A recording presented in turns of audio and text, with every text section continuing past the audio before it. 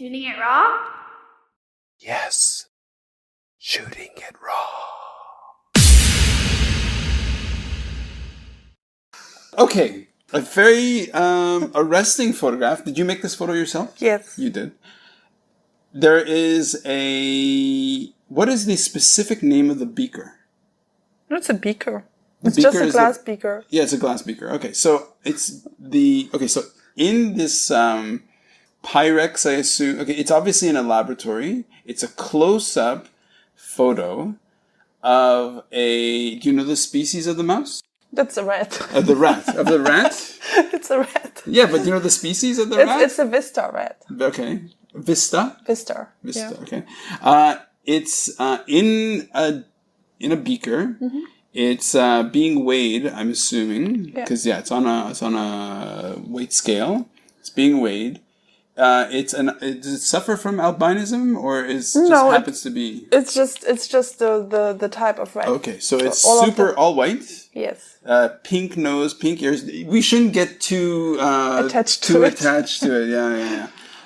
Very, very. So what's arresting? First, as an image, it's okay. So when I had Nushin Mubasiri, who is the artist from Iran, she always puts her face looking at the viewer, and she said that's a way that I engage aesthetically with the viewer. And so in this case, this rat is stuck in this beaker. It can't climb out. Oh, but it could. It could? Okay, it could. It just doesn't want to.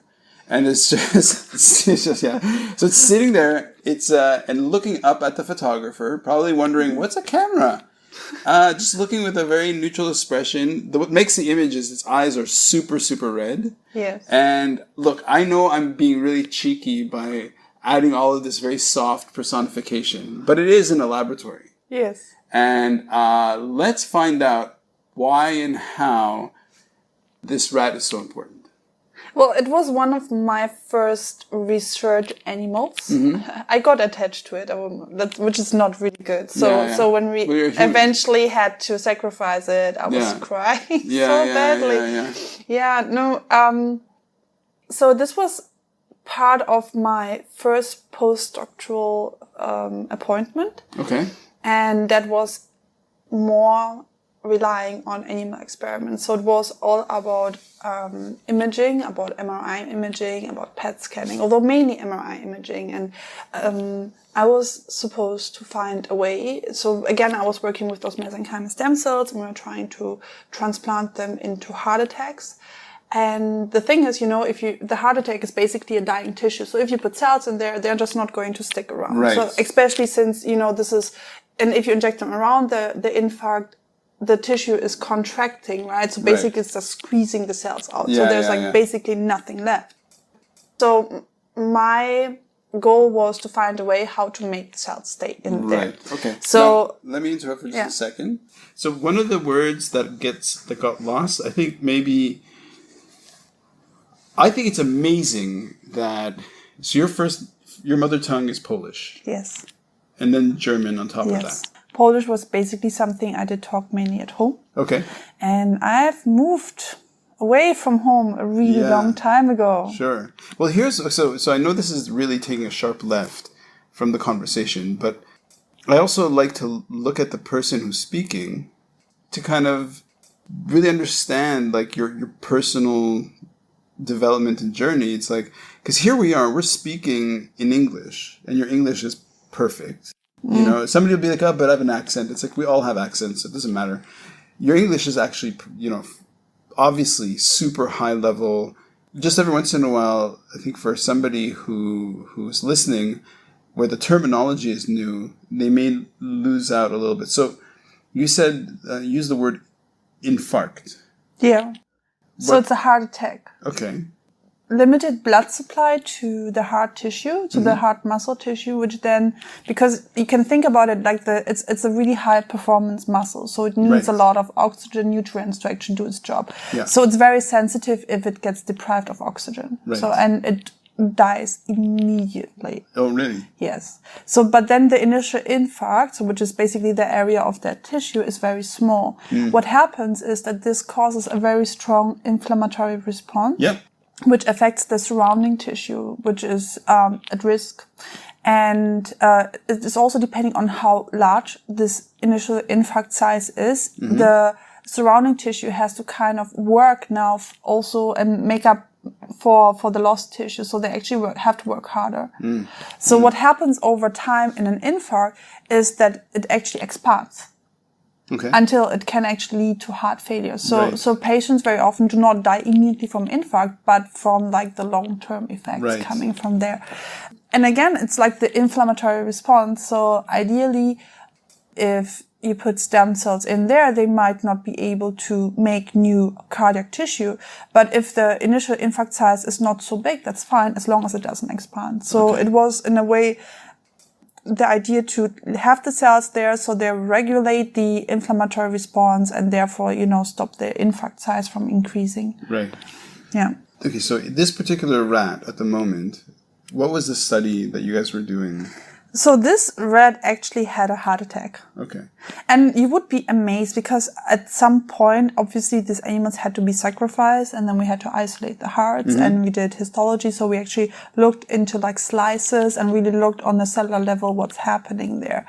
And some of those infarcts were really huge. Like you could never have a human being running around with such an infarct, and these rats were like happily running around, having fun. So they can actually take much more than a human being. Yeah.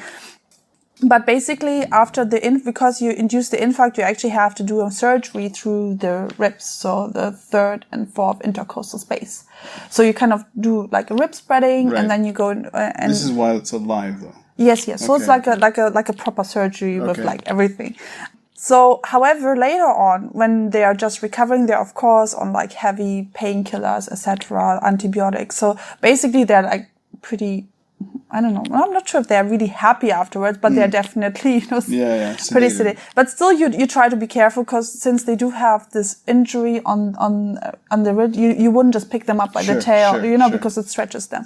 So I taught the rats actually to climb into the beaker. Okay. And in that way, they were just sitting comfortably, and I was like taking them around the lab. And injecting them and weighing them so. And this particular study was, what were you looking at? What were you specifically looking at? So this is shortly after surgery. So you can, it's actually, the rat looks happy. So you can see if an animal is in distress and this one is not. So I think I was preparing for, it was either after surgery care or preparing for the next MRI. Because I was doing, the cells which I had were actually labeled with nanoparticles which are visible in the MRI. So I was tracking the cells in the heart of the rat over like 6 weeks. Okay. So let me just say that again so that I share that I got what you're saying. So you used specific nanoparticles that you injected into the rat, into the tissue. No. The particles are incubated with the cells, with stem cells, and they take it up. Right. And then they're kind of stuck with it. Got it. And then you go into surgery, and you induce an infarct, and then you inject those cells. And then they're supposedly inside. And then you try to monitor how long they will stay inside and if your approach to prolong their stay there actually works or not. And you did this using an MRI? Yeah. How did you get a rat into an MRI? Sedated, I guess, to not move. Yes. How large is the MRI? Is it like a little mini MRI? No, it's pretty big actually, because it's a stronger magnet. You need a much higher resolution than of a human, right? Because the rat is much smaller. So the magnetic field has to be stronger. So I think this was a 7 Tesla. So a 7. Now I know a very, very little bit. So a 7 Tesla. Now people are going to hear Tesla and they go, Tesla, the car? What are you talking? What's a Tesla? Exactly. It's the unit for magnetic strength, of the field, the strength of the magnetic field. So the stronger it is, the higher the resolution of the MRI will be. Right. And the higher the voltage, the power. Yes, of course. And this was where? In Singapore. Yeah.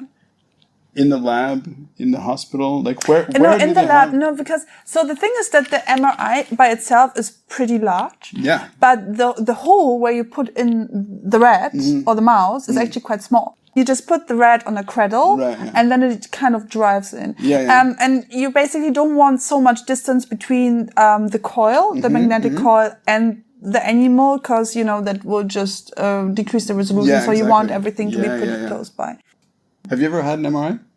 No, but I was present when other people had theirs. Oh, okay. And I mean, like, you basically, you're also there when the rats are there. You're not in the room, are you? Not during the actual scanning, because that's really loud. Yeah. But you're basically sitting behind the glass window. Sure. And that's for the MRI, the magnetic field is always there. Yeah. Right? So you have to be careful when you walk in that you don't have any metal objects on you, etc., etc. On the other hand, at some point you do get a bit relaxed. So for example, if you go into a hospital setting, everybody will always ask you to take off jewelry. Yeah. For example, I didn't do that because silver, gold is actually, not magnetic. So it's not fine. Magnetic, yeah. So that's a mistake you only need to make once, I think. And then you're just like, I'll never make that mistake again. No, but that's fine, because, or like once I, for example, had like this little hairpins in my hair and I didn't realize. And I went into the room and I felt the tug. Wow. Right? So I actually went out and took them out. Wow. But, Okay. Anything else you want to say about this little fella? No, it's just... How long was the study? 6 weeks. Oh, that's quick. Yeah. Well, it's like if you don't do anything, I lost track of the cells after 3 days. Okay. Oh, okay. So they were 2 days. So I did one scan 2 days after surgery, and then I could still detect them. And any time point later, I couldn't detect the cells anymore. Okay. So what we did there is then we put those cells into hydrogel capsules, which were like a bit larger, 100 micrometers, and injected those capsules inside, and they like physically immobilized the cells inside the tissue. And after 6 weeks, I could still detect the cells. Okay. By MRI, and then I got the hearts and also showed that the cells were there. Right. Wow. Yeah. Shall we move on? Yeah, we can move on. Love it.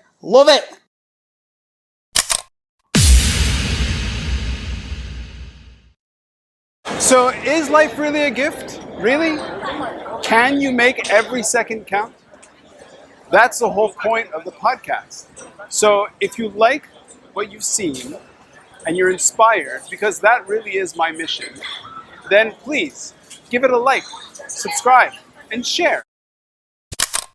Shooting it raw? Yes.